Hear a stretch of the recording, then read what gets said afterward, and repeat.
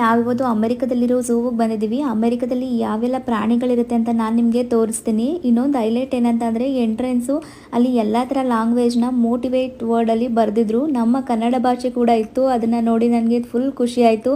ನಮ್ಮ ಕನ್ನಡ ನಮ್ಮ ಹೆಮ್ಮೆ.